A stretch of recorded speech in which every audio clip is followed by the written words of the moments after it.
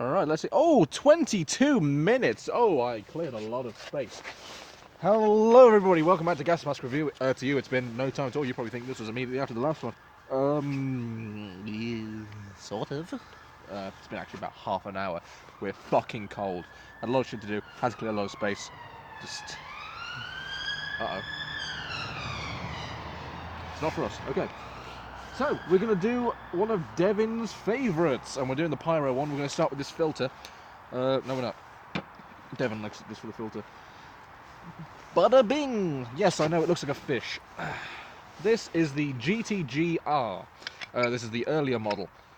This filter came with it. I can't promise it is actually the filter that goes with it. That's just what I got. The GTG, if I remember correctly, remember I'm not the wiki page. There is no GTG wiki page though, so good fucking luck. If I remember correctly, it was an industrial mask. I don't think it was used for civilian use, but do not fucking quote me. I think there were some GTGs that were used for civilian use, but didn't really get used. No, I can't remember what they used.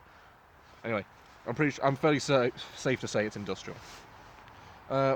Not much to say about it on features, and I can't tell you much about the history, because GTGs are an enigma. There's no wiki page for them, there's no fucking big book of GTG stuff. So I'm just going to talk about the mask as per usual. The filter here, which has been opened by someone long before me, was dated 1964, and it happens to be for acid gas and a number of other shit. Lens didn't shatter. Woohoo! Did get scuffed a bit.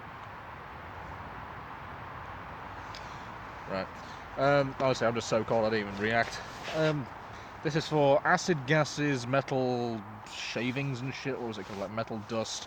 Generally, it's a heavy-duty industrial filter that happens to also filter out acid gases. Now, bear in mind, this came out in the 1960s, whereas the Soviets had to have specified acid gas filters. The fact that they could have a lot of shit all in one is great.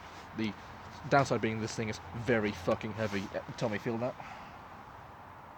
Oh, Jesus Christ. Yeah. It is a unit.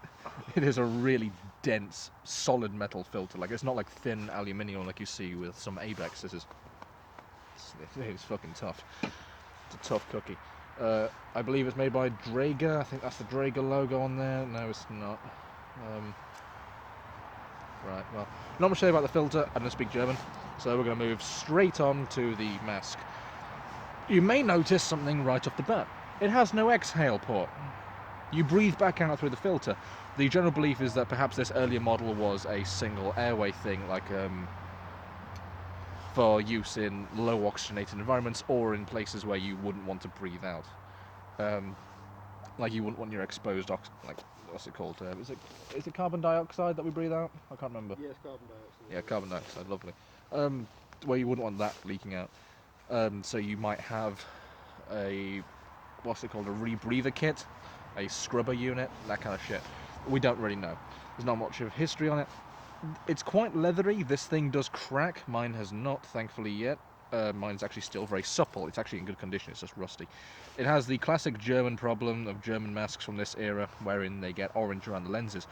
Now, the GTG, I believe, was first invented around the time of the GM38, where they made one of the GTG models. It was probably just called GTG. I don't know what GTG stands for either. Don't fucking ask. Oh, fuck, oh, Jesus. I just got a stabbing pain in my lung. Okay, right. It's 40mm. If I remember correctly, actually, I think this says that it's DIN. Here we are, DIN 3181. I believe it's 40mm DIN or 40mm Stanag. It's one of the two, so it will thread modern filters if you want it for some fucking reason. You won't find one of these, I wager. I just don't think you're going to find one of these. Like, they never show up on eBay. I don't know anyone who has one. So, but it's not really like a claim to fame, because no one cares. The other problem with the GTGs is that they don't have size indicators, or at least some of them don't.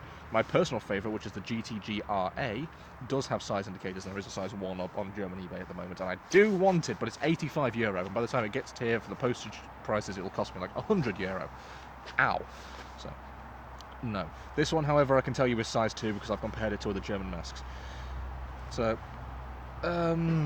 just to cover off, plastic lenses, not glass. so these can chip and break. So do be careful with them, which is probably why it gets the orange around the rims. Like I said, these things can turn into essentially fucking leather, and people think that they're leather masks. No, they're not. Creative. Turn up your volume to hear that guy's horn. It also features a fabric neck strap, which is held on with D-rings, which is fabriced onto the bottom two head strap pieces. There are no stamps on the outside, they are on the inside, so we'll get to that.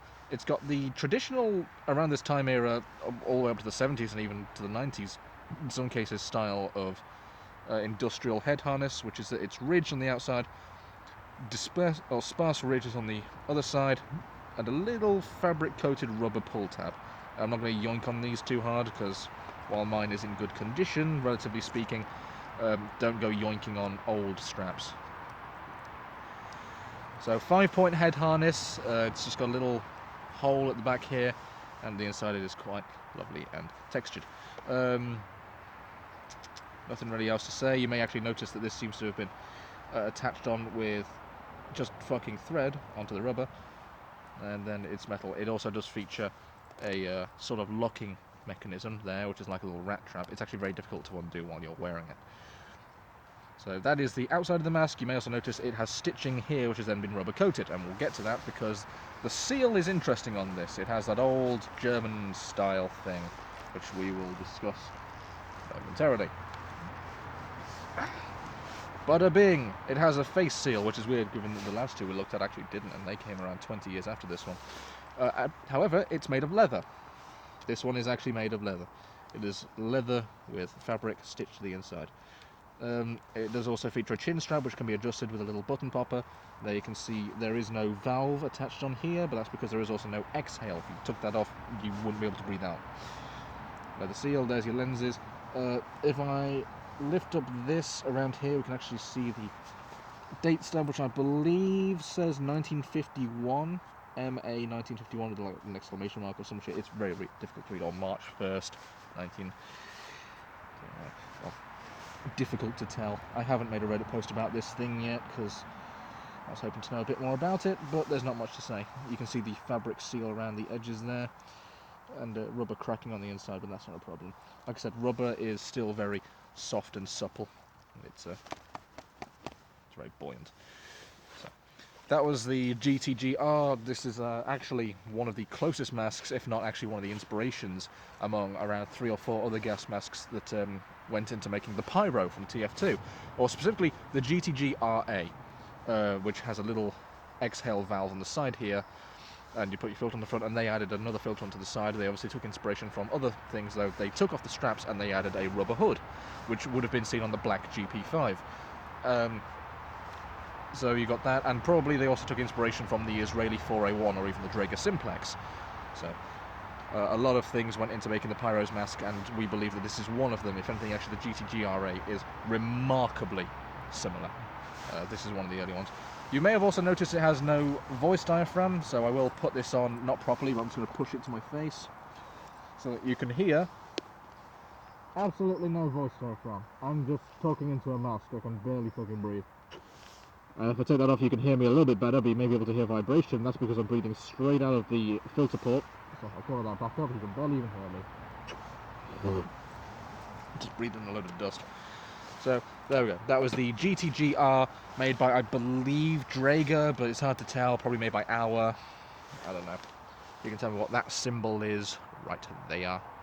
I don't know if you can actually see it. Let me check my camera. There you go. You can tell what that is. Then that'll be grand. So, that was the GTG R.